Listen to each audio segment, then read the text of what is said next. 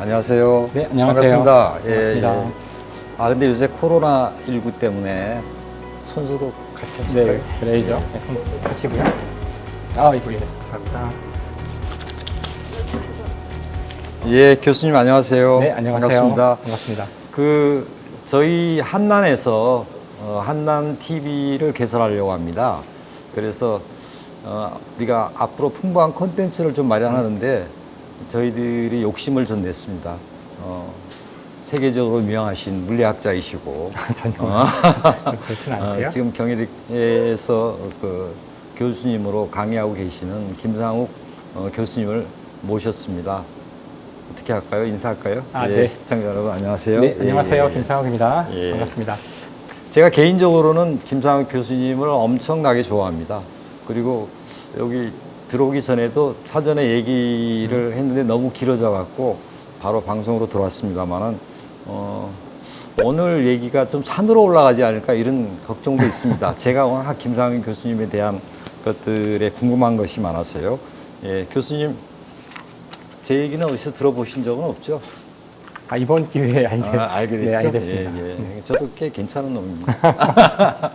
자, 교수님 소개는 제가 말로 여러 가지를 말씀드리기 필요가 없으실 정도로 많이 알려주신 분이고 또 여러 가지 유익한 강연이나 이런 걸 통해서 많이 알려주신 분이어서 바로 얘기를 들어가겠습니다. 우선 제가 겪은 김상욱 교수님은 대단히 쉬운 얘기를 어려운 말씀을 잘 해주시는 분으로 이해를 합니다. 그래서 제가 유튜브나 이런 걸 통해서 굉장히 많은 선생님의 강연을 접했고 거기서 또 깨달음도 굉장히 많았습니다.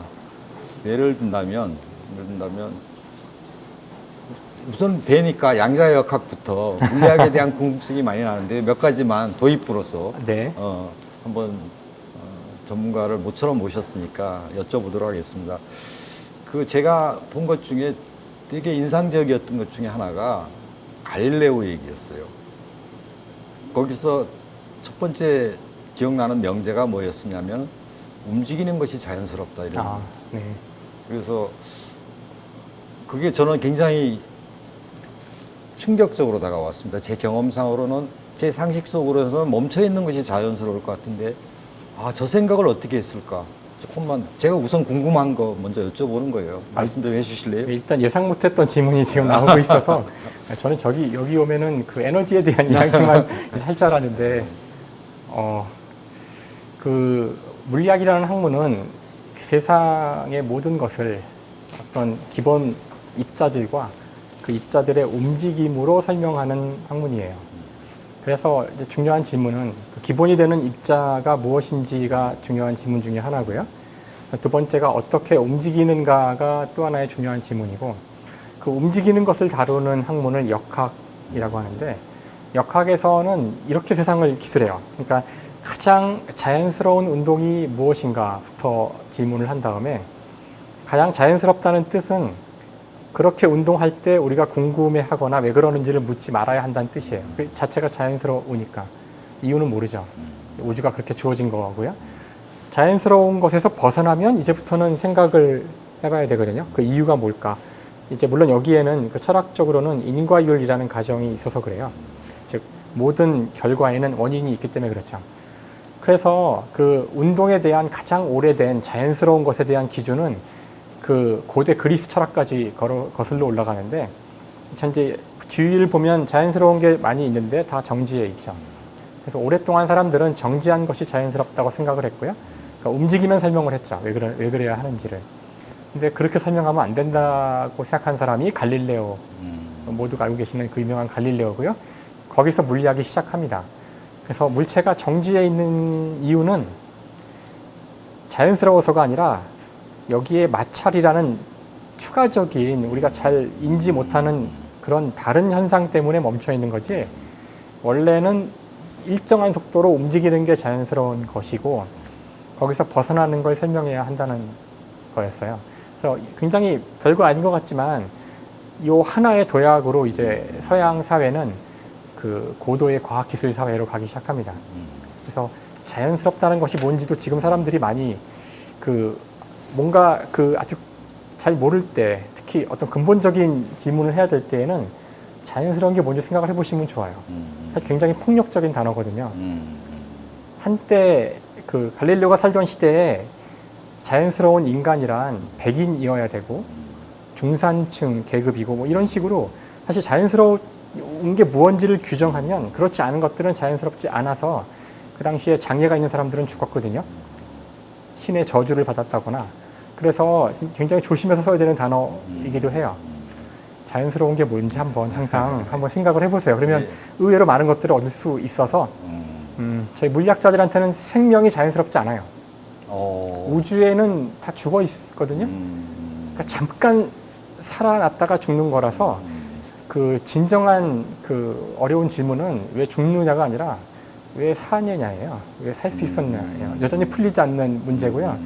일단 사는 것이 이루어지면 죽음이 자연스러운 거라 언젠간 죽어요. 자연스럽습니다. 그러니까 이렇게 무엇이 자연스러운지를 한번 생각을 해보면 의외의 그런 그 통찰을 얻을 때가 많아요. 아유, 굉장히 심오한 말씀을 하셨는데요. 어쨌든 이 얘기를 나누다 보면 또 산으로 올라갈 것 같아서 에너지 문제로 접근하기 위해서 제가 먼저 좀 여쭤볼 게 있습니다. 사실은 그 우주의 탄생이라든가 그다음에 생명의 탄생 이런 부분에 대한 말씀을 하시는 것도 제가 여러 번 들었어요. 실제 저희들은 물론 태양이라든가 풍력 뭐 이런 것들을 다루기는 합니다만 여전히 이제 주된 연료 에너지원이 화석 연료이고 그래서 실제 석탄이건 석유건 이게 지구상에 나타났다가 사라진 생물체들의 시체 아닙니까? 따지고 보면. 그렇죠. 예, 그런 것들이 오래 묵어서 그게 이제 태워지고 있고 결국은 우주의 원소들이었으리라고 생각하는데 우주는 어떻게 구성되어 있고 어떻게 전기가 우리 오늘날에는 전기로 될 수 있었는지에 대한 원리들을 잠깐만 좀 설명해 주십시오. 굉장히 큰 질문을 하셔가지고 우주에서부터 전기까지를 얘기하자면 너무 길어질 거니까요. 네. 그 한 가지만 이야기를 할게요. 사실 이 모든 스토리는 에너지에 대한 이야기예요. 그래서 이제 물리학은 운동을 다루는 제가 학문이라고 아까 말씀을 드렸는데 그 운동이란 건 변화죠. 사실 물체가 좀 저희 주위에는 다 멈춰 있어서 지금 그런데 뭔가 움직이기 때문에 시간이 흐른다는 것을 저희가 알아요. 운동은 기본적으로 변화와 관련이 있습니다. 근데 흥미롭게도 변화를 하는 운동 중에도 변하지 않는 것이 있다는 것을 알게 돼요. 물리학자들이. 그래서 그것에 우리가 이름을 에너지라고 이름을 붙였는데 그래서 에너지는 운동 중에도 변하지 않는 어떤 양입니다. 그래서 에너지는 전체 에너지는 변하지 않지만 에너지의 형태가 여러 가지로 바뀌게 된다는 것이 지금 우리가 깨닫고 있는 거예요. 그래서 우리가 때로는 그 에너지를 뭐 태양 에너지라고 부를 때도 있고 열 에너지라고 부를 때도 있고 전기 에너지라고 부를 때도 있어요. 그래서 이 에너지 이야기에서 가장 중요한 것은 전기가 에너지라면 우리가 전기를 만드는 순간 다른 에너지가 사라진 거예요. 그래서 이것만 정확히 아시면 돼요. 즉 공짜는 없다. 에너지 세상에서 공짜는 없다. 그래서 우리가 전기를 만드는 방법은 그 전기의 법칙을 발견한 패러데이라는 영국 과학자로 거슬러 올라가는데요. 전기를 만드는 방법은 의외로 굉장히 간단해요. 여기다 첫째로 전선이 필요한데 뭐 일단 있다고 할게요. 여러분이 상상해 보세요. 여기 전선이 있고요. 그다음에 자석이 있어야 돼요. 자석이 없으니까 이걸 자석이라고 할게요. 검은색이니까 자석같이 생겼잖아요. 자석으로 전선 주변에서 자석이 움직이면 전기 만들어집니다. 이걸 이제 패러데이의 법칙이라 그래요. 아니면 자석이 멈춰 있다면 이 전선이 움직여도 전기가 만들어져요. 그러니까 무언가 움직이면 되는데 실제 지금 저희 발전소에서는 자석이 정지해 있어요. 무겁거든요. 망간, 코발트 이런 금속이라 굉장히 커요. 그래서 크게 자석이 정지해 있고요. 이 안에 전선을 감아 놓은 어떤 뭉치가 있는데 이게 막 돌아가거든요. 그러면 전기가 만들어지는 거예요. 우리가 이걸 터빈이라고 이제 이것과 연결된 돌아가는 물체를 터빈이라 그러는데 결론은 뭐냐? 패러데이 법칙이 해주는 얘기는 무언가 돌아가면 전기를 만들 수 있어요. 뭔가 돌아가면 돼요. 그러니까 바람으로 돌리면 풍력 발전이고요. 다음에 뭐 조수 간만으로 뭔가 돌아가면은 괴력 발전이고요. 그러면 화력 발전이 뭐냐? 화력 발전은 그 물을 끓여요. 물을 끓이면 뭐가 돌아갈까? 끓이면 수증기가 나오죠. 수증기로 그 풍차를 돌리는 거라고 생각하시면 돼요. 터빈을. 그래서 화력 발전은 결국은 그 뜨거운 물을 만드는 거라서 지금 인간이 전기를 만드는 가장 널리 쓰이는 방식이 결국은 이거예요. 지금 말한 이 물을 끓여서 수증기를 만들어서 수증기를 돌리는 겁니다.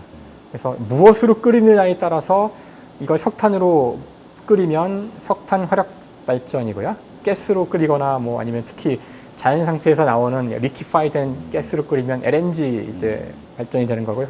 화력 발전.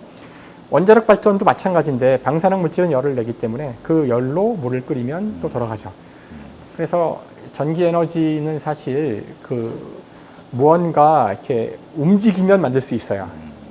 근데 이걸 산업적으로 쓸 만큼 충분히 뽑아내기 위해서는 저희가 이게 물을 대규모로 끓여서 이제 어떻게 끓이는지에 따라서 이제 오늘 저희 이야기가 이제 어떤 거는 끓이기에 좋은 연료가 되는 게 있고 어떤 거는 그걸 이제 불태울 때 많은 문제를 일으키는 것들이 있고 그게 지금 저희 문명의 가장 중요한 이슈죠. 예, 아유 뭐 오늘 주제로 거의 접근을 했습니다. 네. 기가 막히게 사회를 보고 있는 것 같아요. 그 지금 말씀하신 대로 저희가 하는 일에 이제 거의 이제 진입했어요. 진입했는데 그런 문제로 가기 전에 바로 이제 직접적으로 들어가면 그러니까 좀 배경들을 좀 이해하고 들어가면 좋겠다 싶어서 몇 가지 더 여쭤보도록 하겠습니다. 최근에 이제 코로나19 이후에 사람들의 그 활동이라든가 산업의 활동 이런 부분들이 그 많이 정지하고 하면서 지구가 제대로 모습을 드러낸다 이런 보도들이 많이 있고 그럼에도 불구하고 이제 여전히 제가 오늘 오전에 이제 저 신문을 보고 알았던 내용이긴 한데 코로나가 지나고 나면 더 큰 재앙이 닥칠지도 모른다 이런 식의 연구 보고서들도 있고 실제 그 기후 변화라는 것 속에 속도를 보면 실제 해양에서의 속도가 굉장히 한 몇 배나 더 빠르대요. 4, 5배 정도 더 빠르게 진행돼서 현재 이제 해양 생태계는 자꾸 위도가 높은 쪽으로 생물들이 이렇게 올라가는 경향이 있고 아마 우리도 뭐 가끔 보다 보면 뭐 남해안에서 뭐 열대 물고기가 발견됐다든가 해양의 온도가 올라간다는 예, 말씀이시죠? 해양의 네. 그러니까 온난화의 네. 진전 속도가 한 4, 5배 빨라서 해양 생태계가 먼저 지금 그렇게 이동을 하기 시작했고 그다음에 육상에서도 어차피 비슷한 상황으로 해서 이 부분들을 기후 변화의 문제라든가 지구 온난화의 문제로 많이들 이제 세계적인 이슈화가 되어 있는데 이 부분들이 사실 실감나지 않아요. 잘 실감나지 않아서 그런 부분들에 대해서 도대체 온난화라는 게 어떤 현상이고 이로 인해서 정말로 문제가 되는 건가 하는 부분들을 좀 뭐 6번째 대멸종이 날 거다 이런 얘기를 하는데 에이 뭐 설마 이런 생각도 있고 아니한 측면도 있습니다. 그래서 그런 부분들을 좀 실감나게 한번 말씀을 좀 해주시면 좋겠어요. 우선 저도 이 온난화 얘기가 처음 나왔을 때 그게 아마 21세기 초 정도였을 텐데요. 믿지 않았어요. 왜냐면 저도 물리학자잖아요. 그러니까 기후의 전문가는 아니기 때문에 기후를 직접 제가 측정하거나 데이터 분석하지 않으니까 그 동료 지구과학자들이 하는 이야기인 거죠. 처음에 들었을 때는 설마 아무리 인간이 이렇게 세상을 바꾼다고 하지만 인간의 활동으로 이 거대한 지구의 온도가 바뀐다고 믿기 어려운 얘기라고 생각했는데 이제는 믿게 됐거든요. 그 이유가 뭐냐면은 사실 과학이라는 것에 대해서 많은 시민분들이 갖는 오해 가운데 하나가 과학은 언제나 완벽한 답을 준다고 생각하실 때가 많은데 그렇지 않습니다. 아마 세상에서 가장 불확실성을 가지고 이야기하는 사람들이 과학자예요. 과학자들이 제일 싫어하는 게 단언하는 거죠. 온난화 문제 같은 것도 여전히 지구과학 하시는 분들이 100%는 말은 하지 않아요. 첫 번째로 지구의 온난화가 있는 것 같다는 증거들이 나오기 시작한 게 1990년에 그때 이제 기후 1차 보고서를 내면서 지구가 뜨거워지고 있는 것 같다. 그리고 5년 뒤 1995년에 이제 2차 보고서가 나오는데요. 뭔가 뜨거워지는 건 분명하고 인간이 이유인지 잘 모르겠는데 인간이 이유일 것 같다 이런 거였거든요. 그 뒤에 계속 이제 3차 뭐 2001년이죠. 2001년, 2007년, 2013년 보고서가 점점 나오면서 그 사이에 과학자들은 논 게 아니라 이제 그 전 세계적 규모의 실험들을 계속하고 측정을 한 거죠. 수위가 점점 높아지는 거예요. 처음엔 그들도 확신하지 못했죠. 근데 인간 때문에 이렇게 되는 것 같은 게 66%인 것 같다는 보고가 있었고, 그 다음에는 90%인 것 같다, 95%인 것 같다. 무슨 말이냐면은 과학자들이 그 우리 시민들을 겁주려거나 뭔가 뭐 음모론으로 이런 일을 한다는 게 아니에요. 그래서 지난 90년부터니까 지금이 2020년이죠. 그래서 지난 30년간 끊임없이 데이터가 쌓임에 따라서 점점 더 인간의 활동으로, 특히 온난화를 일으키는 그 주범인 그 CO2죠. 탄소 기체들 때문에 지구의 온도가 높아지고 있다는 증거가 너무나 많기 때문에 이제 믿어야 한다고 주장하는 거예요. 그래서 일단 혹시라도 올겨울은 추운데 무슨 온난화야 이러신 분이 있다면, 이 온난화의 스케일은 지구 전체적인 이야기이기 때문에 어떤 한 지역은 순간적으로 더 추워질 수도 있고 더워질 수도 있어요. 그래서 지구 전체의 온도를 가지고 하는 이야기라는 것. 다음 두 번째는 지구의 평균 온도가 올라간다고 해도 지금 우리가 하는 이야기는 1도, 2도를 이야기하고 있는데, 산업혁명이 일어날 때랑 비교해서 지금 1.1도가 올랐다고 하더라고요. 1.1도가 오른 게 얼마나 위험한 일일까요? 그런 거 혹시 생각해 보신 적 있으세요? 잘 몰라요. 그 이제 온도라는 거는 또 에너지거든요. 열 에너지. 그러니까 1도가 오르면 1도에 대응되는 에너지의 양이 있어요.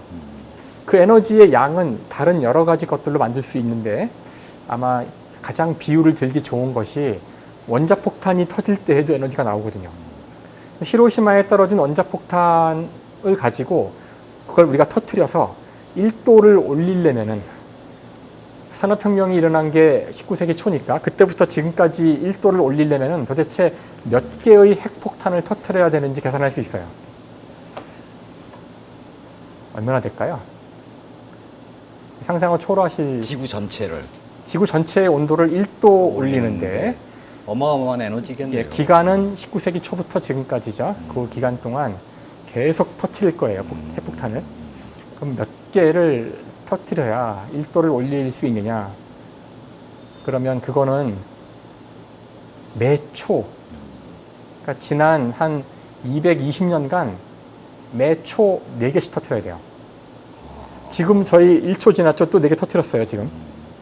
그러니까 이 지구라는 이 규모는 인간의 그 규모하고 달라서 온도가 조금 오른다는 것이 어마어마한 에너지예요. 이걸 내리는 것도 엄청난 일이겠죠.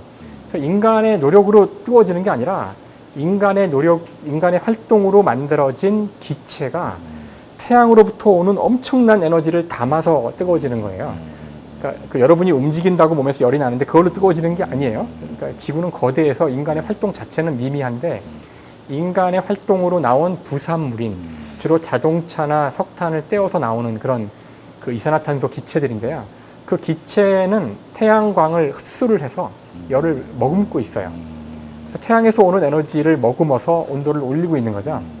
그래서 온도가 올라가게 되면은 상상도 할 수 없는 많은 일들이 벌어질 수 있어요. 일단 지구는 대단히 복잡한 시스템이라 어떤 일이 벌어질지 한마디로 쉽게 얘기할 수 없는데, 몇 가지만 이야기하자면, 그 온도가 높아지니까 중위도권이나 이런 데가 북극과의 온도차가 작아져요. 저희 눈엔 보이지 않지만 제트 기류라는 것이 있는데요. 제트 기류가 하는 역할은 그 북극에서 내려오는 차가운 그 공기를 막아주는 역할을 해요. 저희 입장에서는 저 상공에 있는 빠르게 움직이는 공기의 흐름인데, 그 지구가 온난화가 일어나서 고위도와 중위도 지역의 온도차가 자꾸 작아지면은 그 제트 기류가 약해집니다. 약해지면은 원래는 팽팽하게 막아야 되는데 이게 이제 흐물흐물해지면서 자꾸 북극의 차가운 기온이 아래로 내려오는 걸 막을 수가 없게 돼요. 그래서 저희 같은 중위도권 국가들은 겨울에 갑자기 엄청난 한파를 겪는 일이 자주 이제 발생하게 되고요. 그 다음에 이제 태풍, 여름철에 태풍이 또 자주 발생할 수가 있는데, 태풍이라는 것은 저희 고등학교 때 배웠지만 이게 여름철에 적도가 뜨거워졌는데 그 뜨거워진 열을 자꾸 위로 뽑아내야 되는데요. 그 라면을 끓일 때 보시면 온도 차이가 심하지 않을 때는, 열이 많지 않을 때에는 그냥 물이 안에서 이렇게 이동을 할 뿐이에요.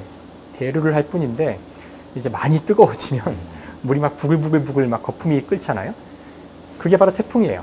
그러니까 적도에서 올라가는 에너지를 제때에 다 뽑아내지 못할 때, 공기의 흐름으로 뽑아내지 못하면은 이제는 특급 우편을 만들어서, 그게 태풍인데요. 거기에 막대한 에너지를 실어서 빨리빨리 보내는 거예요. 그러니까 지구가 뜨거워지면, 적도가 많은 에너지를 받게 되면은, 그러면은 더 많은 에너지를 위로 빠르게 뽑아내야 되니까 지금보다 훨씬 큰 그 태풍이 더 자주 발생할 확률이 커지는 거죠. 자, 그런데 이거는 벌써 1도 정도 온도로 생기는 일들이고요.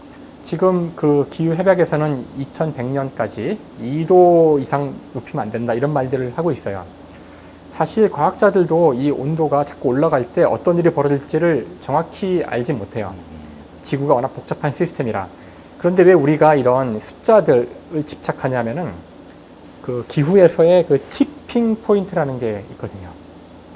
티핑 포인트란 거는 이런 거라고 할 수 있죠. 제가 이 노트를 균형을 잡고 있는데 지금은 이렇게 흔들리지만 균형이 잡히잖아요. 근데 티핑 포인트를 지나면은 이제는 어떻게 해도 이 노트를 세울 수가 없어요. 그러니까 이 기후 시스템이 단순히 온도가 그냥 혼자 인간이 만드는 이산화탄소로 온도가 올라가기만 하는 시스템이 아니라 지구 자신이 온도를 제어하는 어떤 기능이 있어요. 근데 어느 시점을 넘어가면은 그때부터는 인간과 상관없이 지구 자신의 메커니즘으로 온도가 더 빠르게 급속하게 올라가는 메커니즘이 있어요. 이제 그렇게 되면은 새로운 이제 온도의 영역으로 가게 되는데, 그런 일이 역사적으로 실제 있었고 그때마다 생명이 대규모로 멸종을 하죠. 그래서 그 지금 코로나 시대니까 코로나로 비유를 들까요? 확진자가 수백 명, 수천 명 이하일 때는 우리가 컨트롤할 수 있지만 이게 10만 명, 100만 명을 넘어가면 티핑 포인트를 지나면 통제 불능으로 망하는 겁니다. 그 온도가 지금 한 4도인지 5도인지 막 싸우고 있어요. 아니면 어떤 사람은 심지어 2도라고 말하는 사람도 있어요. 그래서 지금 그 제한되고 있는 그 온도는 자칫 그게 티핑 포인트일 수 있어요. 일단 그걸 지나면 그 다음은 우리 모두가 내일부터 꼼짝하지 않고 모든 자동차 움직이지 않고 전기를 다 끄고 있어도 온도는 계속 올라갑니다. 그 전에 막아야 되기 때문에 2도를 2100년을 제한했는데 2018년이죠. 인천에서 이제 또 한 번 기후 회의가 있었는데요. 그것도 되게 안일한 대처다. 어떻게 우리가 지구는 하나밖에 없는데 이걸 가지고 도박을 할 수는 없잖아요. 그래서 2030년까지 1.5도로 줄여야 된다. 현재 1.1도가 이미 올랐어요. 이미 0.4도 이하로 줄여야 한다고 지금 다급하게 이야기를 한 상황이죠. 그래서 글쎄, 이 기후 위기가 코로나와는 달리, 코로나는 상대가 생명체잖아요. 그래서 비록 많은 사람들이 이것 때문에 고통받고 있지만 기본적으로 코로나라는 거는 바이러스고요. 인간은 코로나한테 먹이에요. 우리를 다 죽이진 않아요. 괴롭히죠. 근데 기후는 생명체가 아니에요. 우리가 다 없어져도 별로 개의치 않을 겁니다. 실제 역사상 옛날에 존재했던 공룡이 지금은 존재하지 않는데 기후가 변해서 그런 거죠. 그러니까 우리 인간은 이 지구의 세입자입니다. 지금은 지구가 우리 인간이 잘 살 수 있는 그런 조건을 만들어 놓고 있는데요. 우리 스스로가 그 조건을 바꿔서 다른 영역으로 가버리면 우린 못 살게 되는 거고 끝이에요. 지구는 다른 생명체가 지구에서 이제 마치 공룡을 대체하고 우리가 지금 지구에 많이 살고 있듯이 이제 인간을 대체하고 다른 생명체가 지구에서 많이 살게 될 겁니다. 그런 우를 우리 스스로 범하지 않기 위해서는 물론 여전히 틀릴 확률이 조금은 있어요. 하지만 세상에 우리가 그 배팅을 할 게 따로 있지 우리 자신의 모든 것을 걸고 할 수는 없잖아요. 그래서 지구 위기는 지금 과학자들이 30년간 얘기한 거니까 이제는 좀 저희가 듣고 해야 되는데, 어려운 점이 이게 굉장히 스케일이 크고요. 아까 제가 2100년을 얘기했죠. 많은 분들이 나 죽은 다음이네, 나랑 상관없네, 이제 이래서 이 문제가 해결 안 됩니다. 저희 세대에서는 고통을 좀 덜 받을 수도 있어요. 하지만 저희 자손 세대에서 엄청난 고통을 당할 수가 있습니다. 그러니까 그런 스케일로 생각하셔야 돼요. 지금까지 말씀 들어보면 저도 굉장히 그 설명하시는 부분들을 들으니까 실제 위기를 느껴요. 그리고 생각 이상으로 이게 굉장히 더군다나 핵폭탄이 1초에 4개씩 터지는 정도의 에너지 양이라 한다면 이거는 어마어마하고 상상을 불허하는 것이다. 그리고 굉장히 심각한 문제고 목전에 다가와 있구나 하는 생각들을 하게 됐습니다. 이제 저희들의 얘기를 좀 더 접근을 해보면요. 네, 혹시 선생님께서는 한국지역난방공사가 뭘 하는 곳이고 어떠한 회사인지 좀 알고 계세요? 뭐 솔직히 얘기하면 이번 기회를 통해서 자세하게 알게 됐고요. 그전에는 이제 뭘 하는지는 알고 있었죠. 왜냐하면 저희 집이 바로 한국지역난방공사에서 보내주는 열로 저희 집 난방을 하기 때문에 알고는 있었지만 또 깊이 자세히 알기는 이번 기회를 통해서 알게 된 것 같아요. 네. 사실은 저희 회사에 대해서 대부분의 사람들이 잘 모릅니다. 그리고 심지어는 저희 회사 설립 초기에는 지역난방공사 이렇게 얘기를 하면 사람들이 와이셔츠 만드는 공장인 줄 알고 그런 식의 얘기들도 있고 그만큼 이제 생소하게 느껴질 수도 있는데 저희 회사는 한 30여 년 설립된 지가 됐고요. 실제 쉬운 얘기로 하면 분불대 해주는 회사입니다. 실제 그러니까 에너지 말씀을 아까 하셨고, 에너지 중에서 이제 열 에너지를 중심으로 이제 처음 설립이 됐고, 지금은 열과 전기를 함께 생산하는 회사라고 할 수 있습니다. 그래서 저희 열 매출과 전기 매출이 사실 한 50 반반입니다. 그래서 거기 전기도에 하는 얘기를 하면 사람들이 깜짝깜짝 놀래고 그 개념이 이제 소위 얘기하는 열병합 발전입니다. 그래서 이런 부분에 대한 그 이해들도 좀 시키고자 잠시 제가 저희 회사에 대한 소개를 했고요. 이런 이제 어떻게 보면 다양한 에너지를 다루는 회사라고 알 수 있는데 아까 말씀하셨듯이 전기를 뭘로 생산하느냐에 따라서 이게 재생에너지, 그린 뉴딜이니 여러 가지 이제 요즘 많이 회자되고 있는 얘기들이 있는데 우선 재생에너지와 관련해서 저희들이 지금 태양력, 그다음에 풍력, 수소, 그다음에 바이오매스, 바이오가스 이런 부분들을 다 다루고 있습니다. 실질적으로 운영하고 있고 규모는 크지 않습니다만은 물론 주종은 LNG를 태워서 나오는 여러 가지 에너지로 이제 전기도 생산하고 열도 생산하는 것들이 이제 주된 그 설비입니다. 설비이지만은 다양한 것들을 다루고 있다는 말씀을 드리고 실제 이제 그 수소에 대한 부분들은 우주의 탄생부터 우주에 가장 많은 원소다 이런 얘기부터 너무 제가 질문을 폭넓게 해서 죄송스럽기는 한데 원리적으로 좀 궁금해서 그런데요. 그 수소를 지금 저희들도 굉장히 중요하게 보고 저희 이제 우리 한국에서도 굉장히 중요한 차세대 에너지로서 제기하고 있는데 그와 관련된 원리적인 문제라든가 아니면 어떻게 수소가 전기가 되는 거지 이런 것에 이르기까지 한번 좀 쉽게 한번 말씀을 좀 해줄 수 있나요?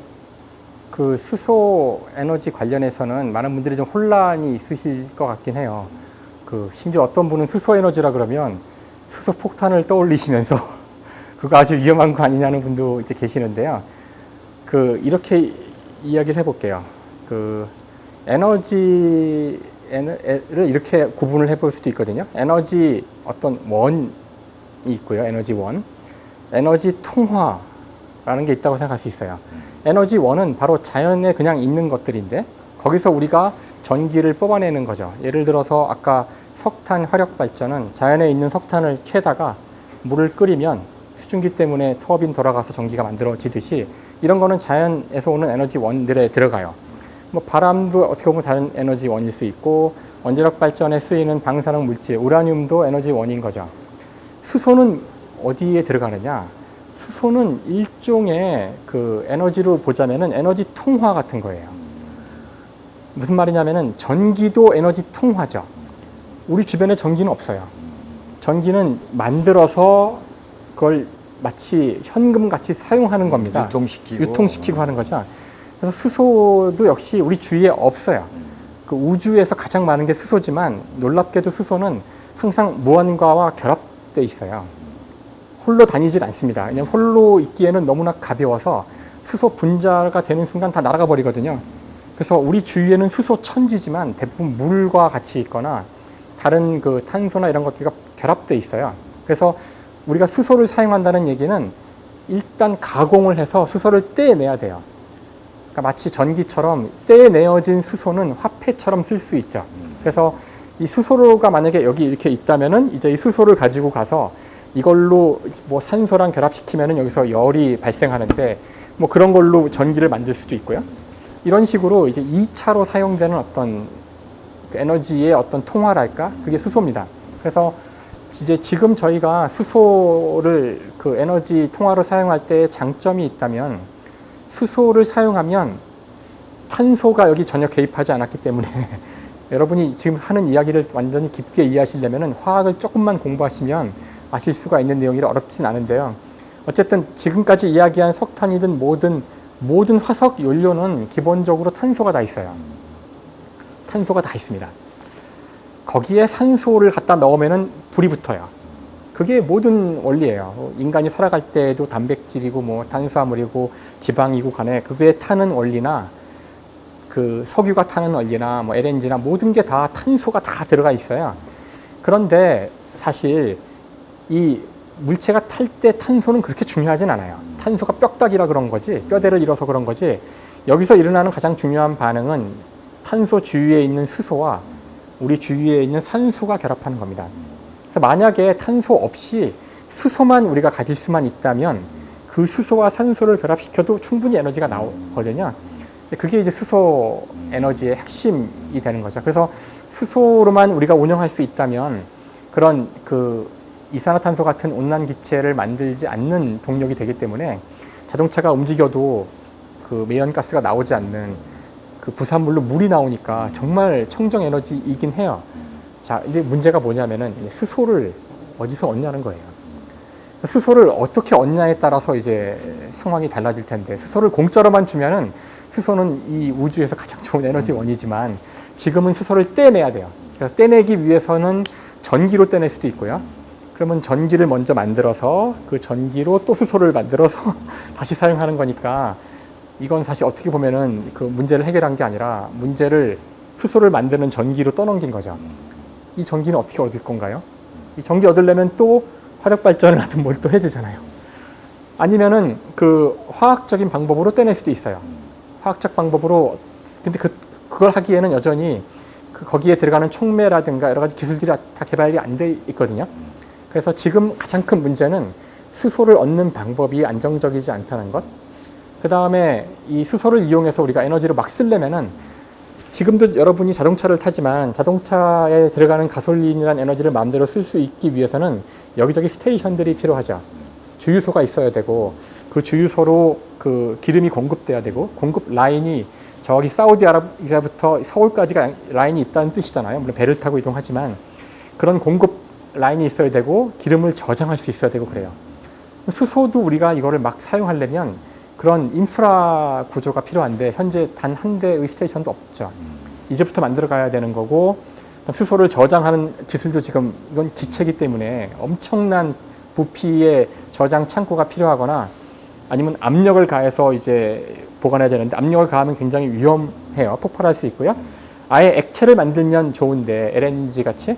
근데 수소가 액체가 되려면은 영하 250도쯤 돼야 돼요. 그러니까 엄청나게 많은 그 초극 저온의 그런 냉장고들이 필요하니까 이것도 또 전기가 막대하게 들어가겠죠. 그래서 그 수소가 미래의 에너지원이 될지는 알 수는 없어요. 그러니까 저희가 그 안정적인 수소 공급하는 어떤 그 과학적 방법을 찾는다면 수소야말로 가장 완벽한 에너지원이 되겠지만 지금으로서는 모든 게 불투명한 상황이에요. 근데 뭐 거기에 우리가 미래를 걸고 한번 도전해 볼 수는 있겠죠. 근데 지금으로서는 아무도 모릅니다. 거기서부터는 제가 좀 아는 분야입니다. 네. 그 사실은 이제 아까 얘기했듯이 수소를 어떻게 수출할 것인가에 대한 고민들은 어디나 있죠. 근데 이제 신재생 에너지, 재생에는 가능한 리뉴어블 에너지를 얘기할 때 보면 이게 이제 문제는 태양력이나 풍력이 우리의 수요하고 항상 매칭이 되지는 않아요. 어떨 때는 과잉 생산도 되고 뭐 바람 불기 좋은 날은 바람 불어 좋은 날은 또 너무 과잉 생산이 되기도 하고 그래서 이런 부분들을 전기 에너지들을 남는 전기 에너지, 잉여 전기 에너지를 가지고 이제 아까 말씀하셨지 전기 분해를 한다든가 뭐 이런 것들도 있고 그다음에 최근에 이제 부생수소라 그래서 여러 가지 이제 그 저기 화학 그 물질들을 생산한 과정에 생산되는 수소 이런 부분들을 활용한다든가 아니면 아까 말씀하셨듯이 지금 가장 손쉬운 방법은 막 천연가스나 이런 부분들을 개질해서 수소를 이제 떼내는 거죠 화학적으로 이제 그런 부분들이 있고 여전히 이제 숙제들이 있습니다. 아까 지적하셨듯이 이 수소 에너지를 어떻게 저장할 것인가의 문제 어떤 방식으로 아니면 수소뿐만 아니라 사실은 에너지 저장의 문제가 인류 미래에 있어서는 나는 핵심적인 문제가 될 것이다 이렇게 생각을 합니다. 저희 회사 혹시 보실지 모르겠지만 이렇게 지나가다 보면 가장 큰 시설물이 뭐냐 하면요. 에너지를 저장하기 위한 탱크입니다. 근데 그 탱크가 뭐냐면 뜨거운 물로 채워져 있어요. 100도씨가 넘는 뜨거운 그걸 추결조라 그럽니다. 추결조라 그러는데 규모가 어느 정도냐면 우리 동탄에 있는 발전소가 하나 있는데 거기에 있는 규모는 그걸로 컵라면을 끓이면 한 1억 2천만 개 정도를 끓일 수 있는 그래서 우리 전 국민이 컵라면 2개씩을 대접할 수 있는 정도의 그 물량을 저장하고 있습니다. 그리고 그 부분들이 이제 유사시에 발전소를 가동할 수 없는 상황이 왔을 때 비상적으로 거기에 저장된 에너지를 이제 보내서 그 에너지 공급이 그러니까 온수 공급이 끊기지 않도록 하는 뭐 그런 용입니다. 용이고 유럽 같은 데 가보면 계간 추결조라고 그래서 여름에 이제 열을 많이 쓰지 않으니까 그렇게 저장을 하고 그리고 겨울에 쓸 수 있도록 한 계절을 저장하는 뭐 계간 추결이라든가 이런 부분들까지도 지금 많이 이제 진전되고 있습니다. 그래서 제가 그 아까 지역 난방이라는 것들은 사실 고유 명사입니다. 이 자체가 이 업종에 대한 그러니까 어떤 지역이기 때문이 아니라 지역을 이렇게 커버하는 그런 이제 공급 체계를 지역 난방이라 그래서 이게 이제 세계 협회가 있습니다. 근데 그 미국에서 한번 열렸던 총회에 제가 갔더니 거기 구호가 어떤 게 있냐면요. 생각은 글로벌하게 하고 실천은 지역에서 하자. 이제 이런 식의 구호를 봤어요. 그래서 저는 그게 굉장히 와닿았습니다. 그래서 돌아와서 재생에너지에 대한 여러 다양한 모델들도 우리가 좀 개발해내고 연구도 하고 해서 지금 다양한 재생에너지에 대한 노력들을 하고 있고 정부에서 현재 이제 추진하고 있는 수도 경제에 대한 것들도 적극적으로 참여하려는 노력들을 현재 이루고 있는데요. 그렇지만 이런 것들을 진행하는 데 있어서 저희들의 고민이 있습니다. 어떤 고민이냐면요.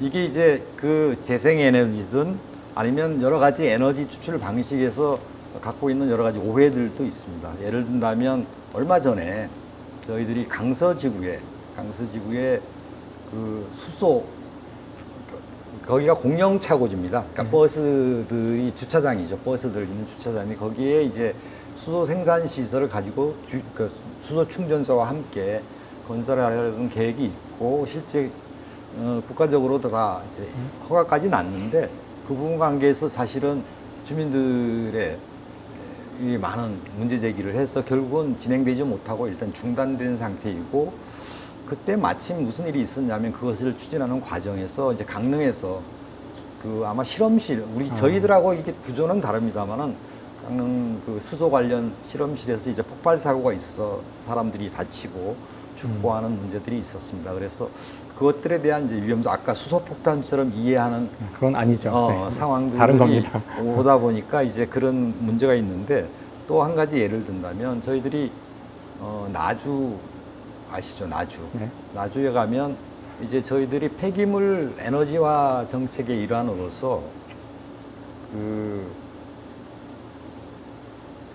이것을 에너지화하기 위한 이제 발전소를 만들었습니다. 그걸 통상적으로 SRF 발전소라 그러는데 그러니까 예를 든다면 그 분리수거를 잘해서 이제 가연성 물질들만 모아서 그걸 가지고 이제 연료를 만들고 그걸 태워서 이제 발전하는 형태의 것입니다. 그런데 그 부분도 사실 완공된 지 지금 2년이 지났는데 가동하지 못하고 있고 주민들하고 좀 협의 중입니다만은 그래도 많이 지금 이해들은 하기 시작은 했는데 실제 저희들이 최근 환경 조사를 이걸 가동할 때 나타나는 여러 가지 어떤 문제점이 있는지 냄새부터 대기 환경이라든가 이런 데 이르기까지 미세먼지에 이르기까지 지금 조사를 해서 그 이제 최종 보고서가 나오기 전 상황이긴 합니다만 현재까지 이렇게 나온 데이터에 의하면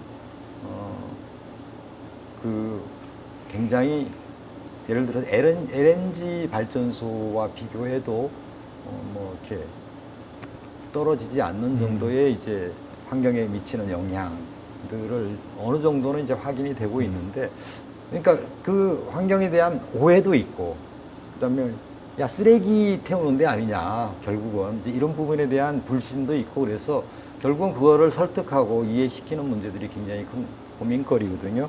이런 부분에 대해서 그 과학자로서 그다음에 어떻게 우리가 이런 부분들을 수용하고 필요한데 할 수는 없어 이런 것들 특히 오해에서 빚어지거나 또 실제 그런 상황의 일지에 대한 부분들을 객관화시킨다면 좀 이해할 수 있어야 될 것 같다. 저희 생각은 그런데 또 선생님 생각은 한번 그런 부분에 대한 조언들을 좀 구하고 싶습니다.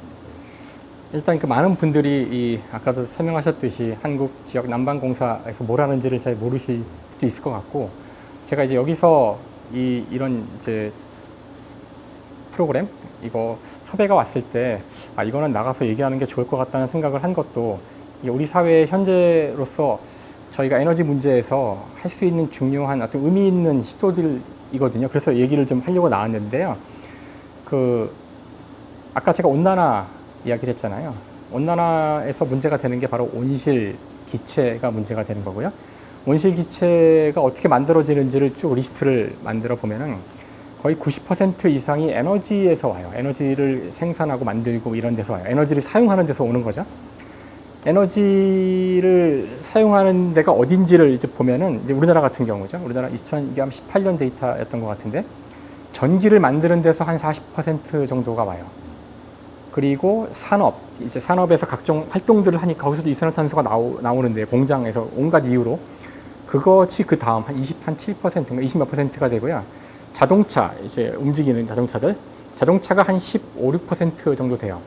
그러니까 우리가 이제 온난화 문제가 다들 심각하다. 저거 이산화탄소의 배출량을 좀 줄여보자라고 한다면 첫 번째로 할 일은 전기를 만드는 과정에서 만들어지는 온실기체를 줄여야 돼요.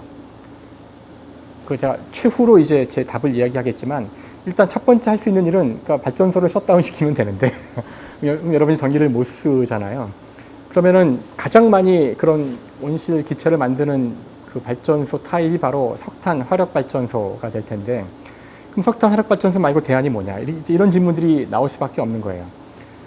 원자력이 사실은 미세먼지가 안 나오고 온실 기체도 안 나오는데 여러분 싫으시잖아요.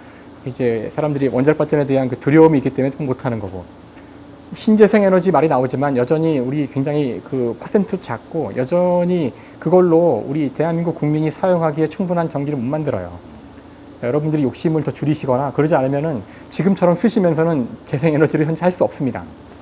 자, 그럴 때 할 수 있는 방법이 뭐냐? 그럼 그게 바로 그 전기를 만드는 과정을 더 효율화시키는 방법밖에 없어요. 지금 당장은 그래요. 물론 이게 궁극적인 방법은 아닐 거라고 생각해요. 궁극적인 방법은 아마도 신재생 에너지로 가야 됩니다. 그러니까 태양광이나 이런 그냥 공짜로 있는 자연의 에너지를 이용해서 전기를 만드는 방법. 그러니까 지금 유럽이 추구하는 방법이죠. 근데 이미 그거 가지고 그러니까 지금 당장 그거 가지고 안 된다면은 이제 여기 그 한국 지역 난방공사에서 하는 건 뭐냐면은 전기를 만드는 과정에서 아까 우리가 봤지만 열을 쓰잖아요. 열이 나오죠. 물을 끓여서 수증기가 나오니까 뜨거워져 있거든요. 보통 이거는 그냥 버리는 열이에요. 일반적으로는. 근데 이 열을 버리지 않고 이 열을 모아다가 이걸로 난방을 이제 하자는 거거든요. 그래서 이 물리학적으로는 이게 그 전기를 만드는 효율이라는 게 있는데 그 잘해야 한 50%뭐 이상 안 나오거든요. 그 네, 물리 저희들은 법칙, 80%까지 법칙이죠. 근데 이제 전기를 만들고 나머지 열을 다 버렸을 때 얘기인데 그 열을 사용할 수만 있다면 이때 들어간 이 불을 피울 때 들어간 에너지의 80%까지를 뽑아낼 수 있어서 이제 효율을 높임으로써 우리가 그 온난화 문제를 막을 수가 있는 거죠. 다음 두 번째는 그러면 석탄으로도 할 수 있지 않을까? 석탄으로 할 때도 열이 나오니까 맞아요.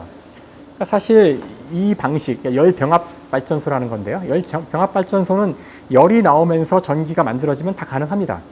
그런데 석탄으로 이걸 하게 되면 문제가 생기는 것이 석탄은 그렇지 않아도 이제 온실기체를 많이 내니까 이런 방식은 사실 석탄으로 하지 않을 때 더 의미가 있고요.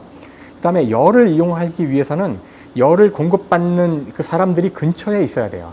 이걸 멀리 가져가면 다 식거나 이렇기 때문에 결국 이 발전소는 열 병합 발전소는 석탄보다는 훨씬 공해 물질이 적게 나오면서 이 일을 할 수 있어야 되는데 그건 석탄은 아닌 거죠. 그래서 현재 여기에 사용하고 있는 거는 LNG를 사용합니다. 예. LNG도 물론 그 뭐 오염 물질이 나오지만 굉장히 작아요. 석탄에 비하면은 훨씬 작고요. 그렇기 때문에 도시 안으로 들어올 수가 있어요. 실제로 도시 안에 들어와 있고요.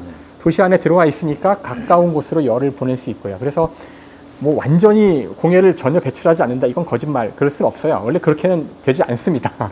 근데 석탄보다는 훨씬 적은 양으로 배출할 수 있기 때문에 전기를 만들고, 물론 LNG는 석탄보다 비싸요.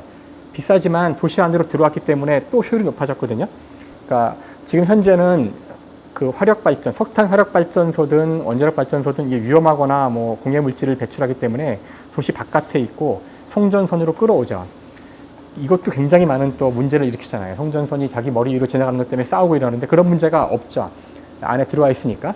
그래서 이것이 가장 최선의 방법이라고 할 수는 없겠지만 신재생 에너지랑 비교해서는, 신재생 에너지가 현재 우리가 이걸로 커버할 수 없다면 현재 현실적으로 할 수 있는 최선의 그 효율적인 에너지 활용 대안 중에 하나는 바로 LNG를 이용한 열병합 발전이에요. 그걸 현재 수행하고 있는 기업이 바로 이 한국지역공사입니다. 그래서 여러분이 이것은 사실 우리 사회를 위해서 지금 우리가 현실적으로 택할 수 있는 최선의 대안이라는 사실을 좀 알면은 좀 다른 행동을 하시지 않을까. 무조건 뭐 공장은 다 싫죠. 물론 사람들 좋아할 리는 없지만 저것이 어쨌든 우리 대한민국이 현재로서 선택할 수 있는 최선의 방법 가운데 하나다. 이걸 이제 아시면 좋을 것 같아요. 어쨌든 저희 회사에 대한 그 고민을 해결할 수 있는 단초를 잘 설명해 주셔서 저희들도 자부심을 갖고 상황들을 헤쳐나가려는 결심을 지금 하게 됐습니다. 지금까지 우리 교수님께서 정말 그 저희가 하고 있는 일에 대한 아주 핵심적인 말씀을 알기 쉽게 설명해 주셔서 감사드리고요. 저도 한마디를 하면, 이와 관련해서 한마디를 하면, 저희 회사는 각각의 집에서 과거에는 보일러실에서 보일러를 개별적으로 다 가동하고 움직였던 것들을 한꺼번에 모았어. 그게 어느 정도 규모냐면요. 저희들이 한 160만 가구를 난방을 공급하고 있는데, 그러니까 개별 난방, 보일러 한 160만 대를 몇 군데 나누어서 함께 하고 있는 시설입니다. 그래서 이 시설 규모로 보자면 전 세계에서 규모 면에서는 가장 큽니다. 워낙에 한국의 그 주거 구조가 집약되어 있고 그렇죠. 또 아파트로 이루어져 있어서 이 부분들이 그동안은 가능했다고 생각합니다. 그래서 신도시가 건설될 때마다 이제 이러한 과정들을 통해서 에너지 효율도 높이고, 그 다음에 미세먼지라든가 대기가스, 대기 환경들도 개선한다는 차원에서 애초에 법으로 보장된 여러 가지 상황 속에서 이제 운영되어 왔고요. 근데 앞으로는 여기에서 그칠 것이 아니라 더 나아야 될 과제들을 안고 있습니다. 그것이 어떤 것들을, 무엇을 에너지원으로 쓸까에 대한 문제들이 아까 태양, 풍력, 전국적으로는 이와 같은 재생에너지로 가야 된다는 데 대해서는 공감을 하고요. 여러 가지 기술 발전이 이런 부분들을 가능하게 하지 않을까. 그리고 교수님 같으신 분들의 과학적 노력이 저희들이 사업을 보다 윤택하고 또 가능한, 실현 가능한 방식으로 유도하지 않을까 이렇게 기대를 해봅니다. 오늘 이렇게 귀하신 분 오랜만에 모셔서 좋은 말씀을 나눴는데요. 교수님께서 특별히 또 저를 위해서 책을 추천하시겠다 그러네요. 그래서 제가 선생님으로서 앞으로도 배울 것도 많고 또 좋은 저희가 하는 일에 대한 여러 가지 참고가 될 만한 책들을 준비하셨다니까 제가 한번 저한테 주는 이유가 뭔지 네. 이실직고하십시오. 저는 그 지구 온난화와 관련된 그 책을 한 권 소개하려고 이 책을 갖고 나왔어요. 그 보시면 조천호 선생님이 이제 지은 책인데 파란 하늘 빨간 지구란 책입니다. 그래서 여기 파란 하늘 빨간 지구가 보이시죠? 이 조천호 선생님은 그 한국 기상연구원이죠. 기상과학연구원의 원장님으로 계시다가 이제 은퇴를 하셨고요. 은퇴한 이후의 삶은 이 지구의 기후 위기를 알려야겠다. 책 쓰시고 전국을 다니면서 계속 강연하시고 뭐 신문에 칼럼도 쓰시고 하시는 분이세요. 그래서 이 기후 위기에 대한 책들이 많이 있지만 한국인 저자가 쓴 책이라 굉장히 잘 읽히고, 그다음에 여기는 단순히 기후가 위기라는 거를 경고만 하는 것이 아니라 여러 가지 상황과 우리가 어떻게 해야 되는지에 대한 것들도 다 쓰여져 있고요. 굉장히 그 감성적인 내용들도 의외로 들어 있어요. 제가 한 구절만 읽어드리면, 자연은 우리 없이 살아남을 수 있지만 우리는 자연 없이 살아남을 수 없다. 우리가 자연을 바꾸면 안 된다는 이야기를 그냥 단순한 기후의 관점이 아니라 지구 전체의 어떤 생명과 지구의 어떤 그 연합된 체계로서 설명을 하고 있는 그런 책이에요. 그래서 책을 보시면 좋을 것 같다고 생각해서 소개를 감사합니다. 해드리고요. 됐나요? 그다음에 책 소개를 하면서 하나 덧붙이고 싶은 말은, 저희가 오늘 에너지 이야기하면서 특히 이 그 한국 지역 난방공사가 어떤 일을 하는지 이런 얘기를 했는데요. 사실 에너지 문제에 대해서 제가 꼭 이런 자리에서 드리고 싶은 말씀은, 에너지 문제를 해결하는 특단의 방법이 하나 있긴 있어요. 그건 바로 여러분이 전기를 좀 적게 쓰는 겁니다. 자동차를 좀 덜 타는 겁니다.